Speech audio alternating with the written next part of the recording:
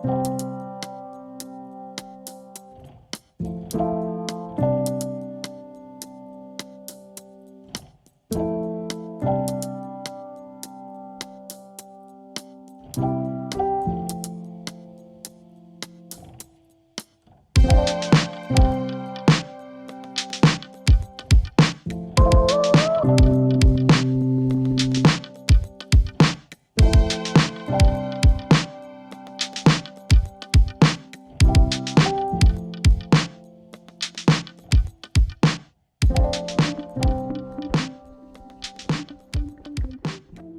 guys, welcome to Sparkman Homestead.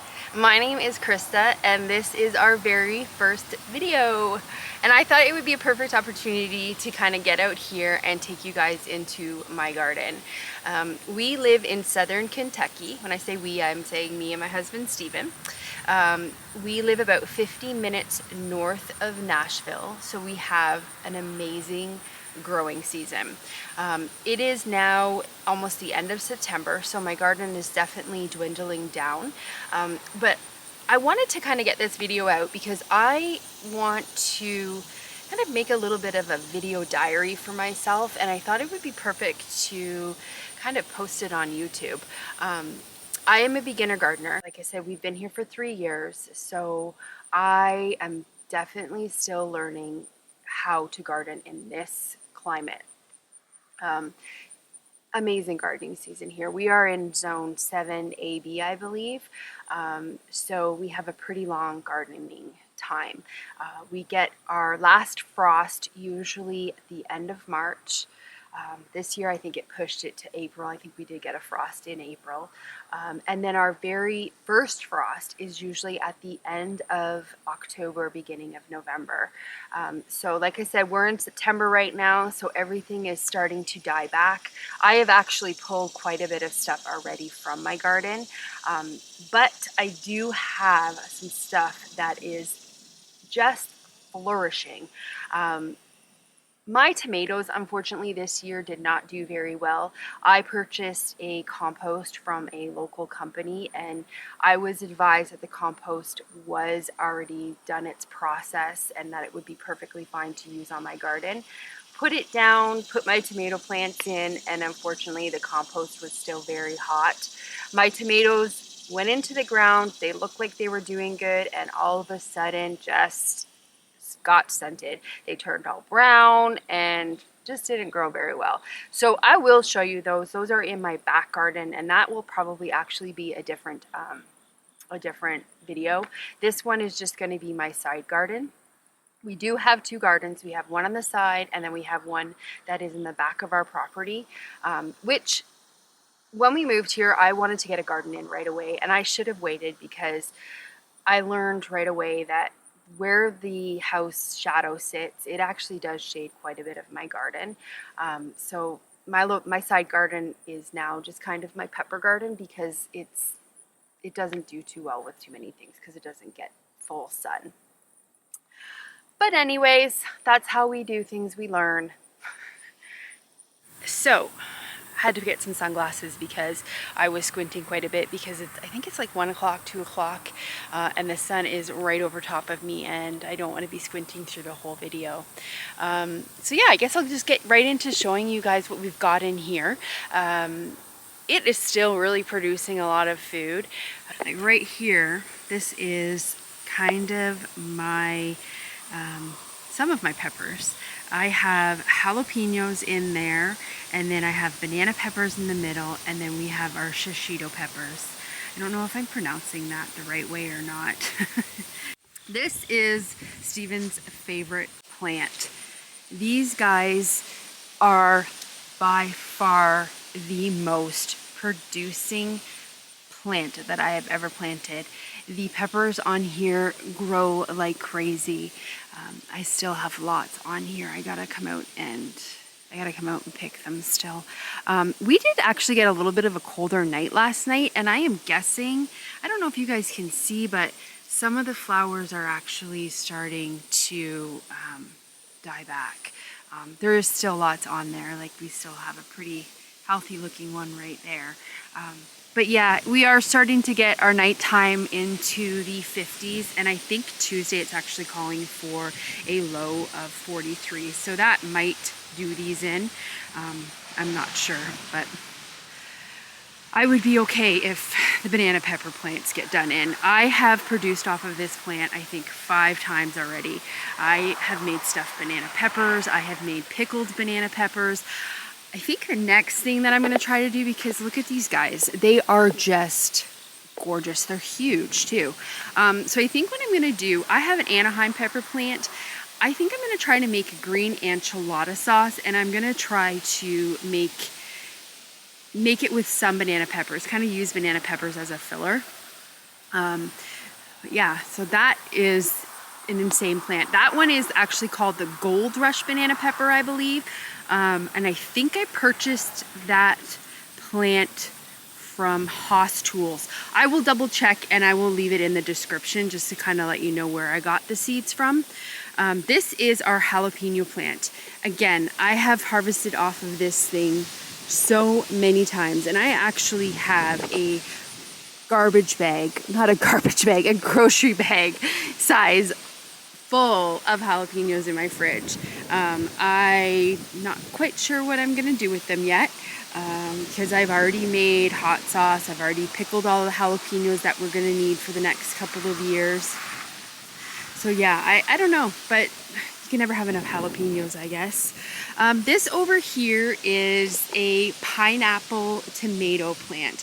I purchased this from our local Amish because my tomatoes in the back, like I said, they were not doing very well. So I thought I better just kind of do some reassurance. And I just threw this little, all I did, guys, is I just took a piece of 2x4 and I cut it and I filled it with some topsoil and compost and threw in a tomato plant. And I don't know if you can tell on camera, but this thing is huge. It has grown like crazy. I have fertilized it a couple of times throughout this season with a fish emulsion, so that definitely helps.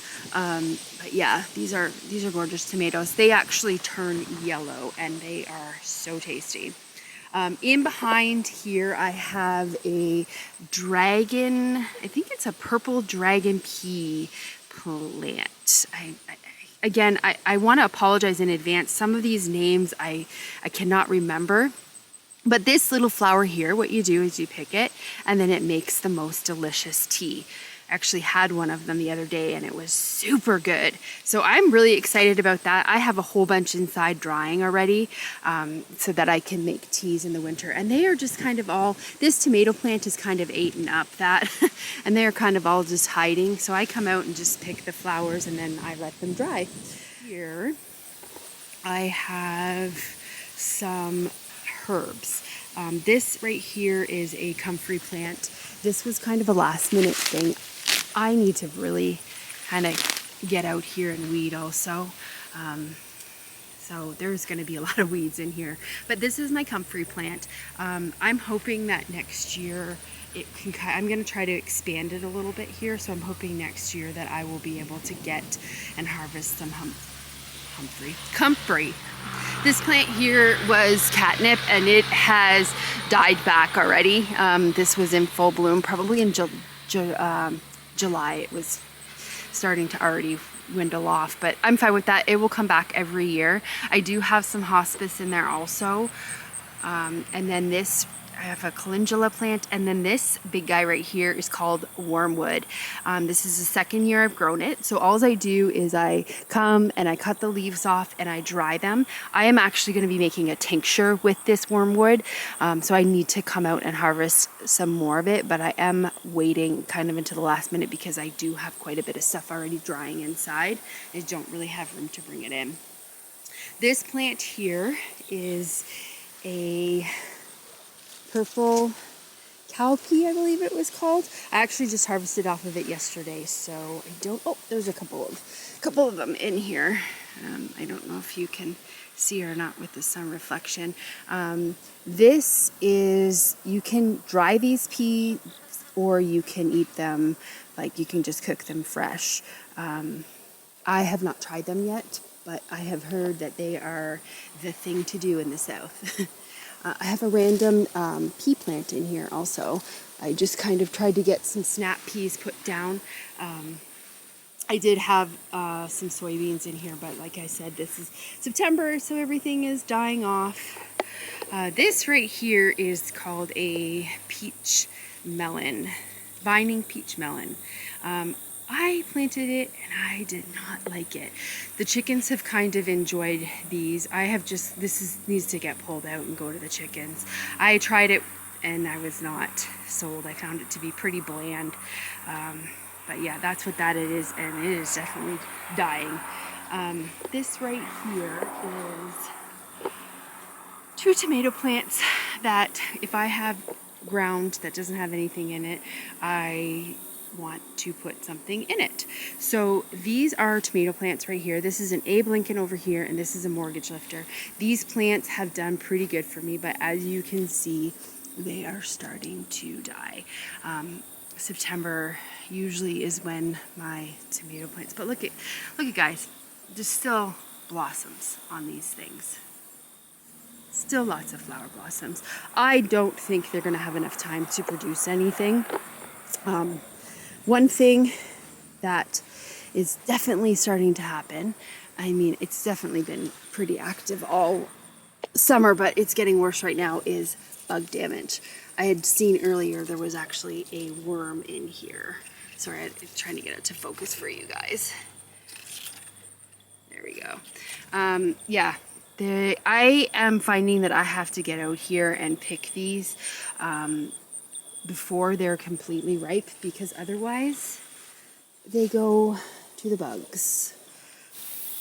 So this here is a cherry tomato plant. I had purchased this one from the Amish. Same day I think I purchased the pineapple one. I got it thinking it was a Mr. Stripey's. That's what it was labeled as. I brought it home and it started growing, and yeah, these are definitely not Mr. Stripey tomatoes. These are cherry tomatoes. This tiny little, well, it's not tiny anymore, but this plant has so far given me over 3 gallons of cherry tomatoes, which has been perfect because my other ones didn't do so well. So I've been using these as like fillers when I'm making sauces and enchiladas and stuff like that. So that plant has definitely been a blessing. Over here, right beside, this is our greenhouse right here. I do have some snap peas in here, which haven't done too well because I've been very neglectful with watering. We have been kind of away at a lot of car shows lately, so I haven't been able to get out here and do a lot of watering. But this right here, this whole thing, it goes on for days. This is my loofah plant. I'm so excited about these. This is my first year actually successfully growing loofah, and I'm just gonna be careful in here because there's definitely bees and spiders. But yeah, I don't know if you can see them. They're all hiding in here. I have so many of them. I probably have about 20 loofahs, but look at the size of them. Just ginormous. So I'm gonna leave them out here until probably, sorry, I can't see. I'm gonna leave them till probably right before we get our frost. I'm gonna hope that they die back on the vines and then pull them and let them dry. And then hopefully I'll have loofah sponges. That's super exciting. I've really wanted to grow loofah for a while, and it's just kind of seemed like it's not gonna happen, but this year it produced. So this here is our asparagus bed. Sorry, the sun is just getting a really bad glare on the camera. This is our 3rd year with this asparagus bed. So it gave us asparagus this year that we could actually use, but now it is starting to die back. So I will come in right before our frost and just cut this down, and then next year we will have some asparagus that we can eat again. Every year it will produce more and more asparagus. I do actually have some random carrots in here also that I planted, but they got shaded out by the asparagus, so maybe when I cut the asparagus back I'll be able to actually get at the carrots. this right here is our peppercini plant. This I harvested a couple of days ago, and I need to actually come out and harvest again. And I just pickle these. We tend to eat a lot of them in like, I do this roast recipe. It's called Mississippi roast, and it uses peppercinis. So that's usually what I use those for. This is a pinto plant that is actually starting to die back. I did harvest some pimentos, not pintos, sorry. I did get a couple harvests and I canned them up. This here is my sweet pepper bed. I have some red peppers in here, and these plants look like they are, see what happens, this is so frustrating. The plant gets so heavy full of fruit that it actually ends up breaking, and so this broke. So these are not going to turn red. I will get my basket and actually come and get those. But yeah, we have one hiding in here that's a red pepper. These are California Wonder golden peppers, and then this one right here is a chocolate pepper. Oh, there's one in here. I'm trying to get it to focus for you guys, but we have one right there. Those are super sweet pepper, super delicious. Right here is some peas that I put in. I don't know if I'm going to get any this year. I'm hoping I do. I also threw some lettuce seeds down there. This right here is a lemon balm plant, and it absolutely smells amazing. I have harvested a lot off of it so far and dried it. Perfect for teas. This plant right here is a sugar rush plant, and they are starting to get kind of bad because they're sitting on the ground. Again, that plant gets so heavy. It should really be up like this, but it gets so heavy that it just falls to the ground. And sugar rush peaches take forever to actually ripen, so they are sitting out here for a really long time. Some of them are not even close to being picked. This is still yellow. You want it to be more of, oh, here's a good one that's almost ready. You want it to be like this color that it is at the end. So I still have a little bit more time on that. This plant right here is my Tabasco pepper plant. That I'm going to turn into some hot sauce. I do have some cayenne peppers over here. Those ones I just dry those and then put them in the dehydrator, and then I make some dried pepper flakes with those ones. Over here I have some more sweet peppers. These ones are California Wonder Golden, and look at this, guys. Look at the size of these peppers. Like, this is my hand, and they are just ginormous. Super, super sweet. I actually might come out and get this one also tonight because it is pretty much done and I don't want the insects to get it before I get it. But yeah, these things just crazy huge peppers. I have so many peppers right now in my freezer. I like to plant a lot of them because peppers are super expensive at the grocery store, and I just plant a whole bunch in the summer, put them in the freezer, and they last all winter long.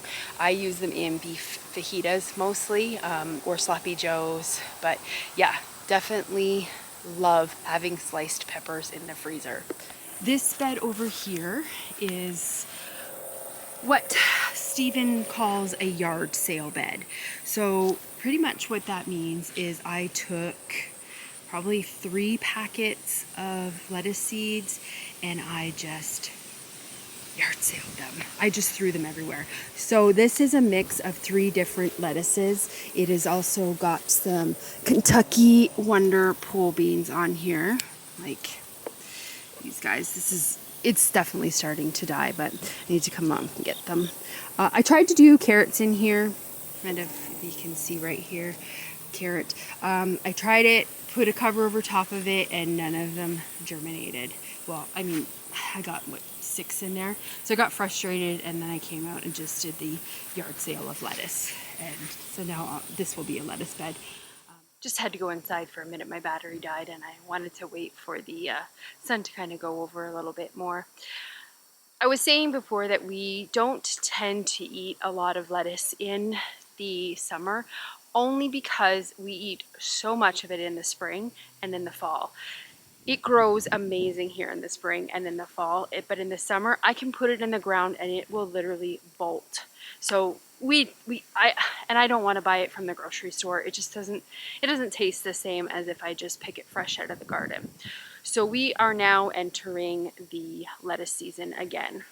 I had tried to plant broccoli and cauliflower in this bed.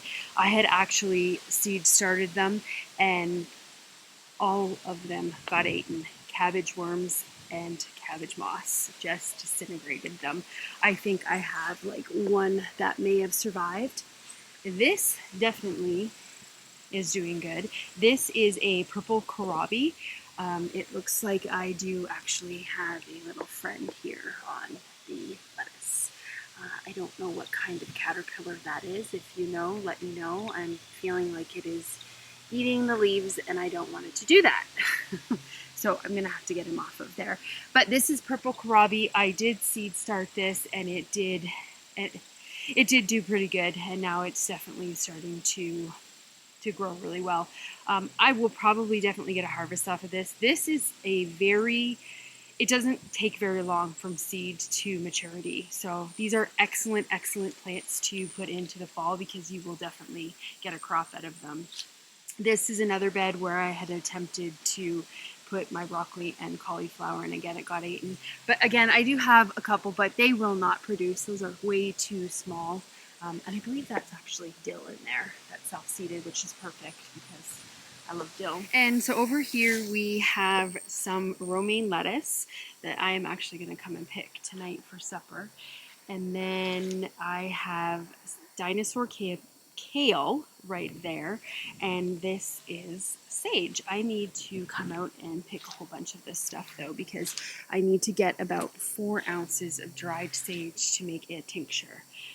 So that I am probably going to come out this week and harvest a whole bunch of. This right here, more lettuce. I don't know if you're catching the theme of lettuce. We eat a lot of it in the fall and the spring. So that's more lettuce. This right here is curly kale, and this is Stephen's favorite kind of kale. That is, I don't know if you can see it, that's a spider web in there, which is fine by me because she will eat all of the bugs. But that's kale right there. So that hopefully will start to get a little bit bigger, and then we will have kale all the way in until like we get a hard freeze. And even then, I actually put these up over top of them so that I'm going to put a frost cover, and I am hoping that I will be able to have a crop all the way through the winter. So over here on the other side of my cayenne peppers and Tabascos, these are where my Anaheims are, and they are definitely looking a little sad. This plant has, again, completely fallen over from the weight of it, but it is starting to die, which again, it's fine. I have definitely harvested my share amount of Anaheims off that plant, so it should be fine. This is some Swiss chard. I planted this in the spring and I have harvested off of it all summer. It has not bolted, and I actually last week cut this down to nibs, and look at how it has just come right back. This is amazing. I am going to be planting this every single year in my garden. This is by far the most prolific thing that I have ever planted. It just will not die, which, I mean, the cabbage worms don't eat it. Nothing eats it, which I don't know if that's a good thing or not, but I do like it. I like it sauteed with some chicken broth, and it's pretty delicious. And over here, you guessed it, more lettuce. This is a really pretty lettuce. It starts with an M, and that's a weed. I cannot remember the name of it. But we had this in our garden in the spring, and we really liked it. And this wild mess right here is my echinacea and my bee balm. It is completely died back now, but all of this will come back next year. They are perennials. I've harvested off of it quite a bit. Actually, I did not harvest the bee balm because I was waiting for it, and I waited a little bit too long and then it all died. But that's fine. Next year I'll get some. And this right here, it's called a yummy orange snacking pepper, and they are just little tiny baby peppers that are perfect for dipping in ranch dressing. That plant was a really slow plant. I actually got that one at the Amish, and it took forever to get started, but it's definitely exploded now with peppers. And you can see how they start to lean. Like, this is what I was saying. They start to get heavy and then they just lean and they want to fall over. They just get way too heavy. So all of this stuff. Then I have more lettuce. This is butterhead lettuce. We really like that kind. That's kind of our favorite kind, the butterhead, and then the romaine. This right here, I had planted spinach in it. That is a fake snake, so I definitely would not get that close to a real snake. Yeah, this is spinach, and it's been hit or miss with me trying to plant spinach. I've tried the last 2 years to do it, and it doesn't ever grow. Like, it'll get started like this and then it will just stop. So this year I have attempted it a couple of times. The first time I did, we went and we had a huge heat wave, and so it all died then. But now it seems like it's coming back pretty good. I had planted radishes in this bed before and they all went to seed, so I'm pretty sure, yeah, that is a radish that self-seeded itself. Which, I mean, I'm fine with this bed. Again, I'm in the learning process, so I just like to experiment too. Like, I just leave things, and if it grows, then it organically grows, and I like it that way.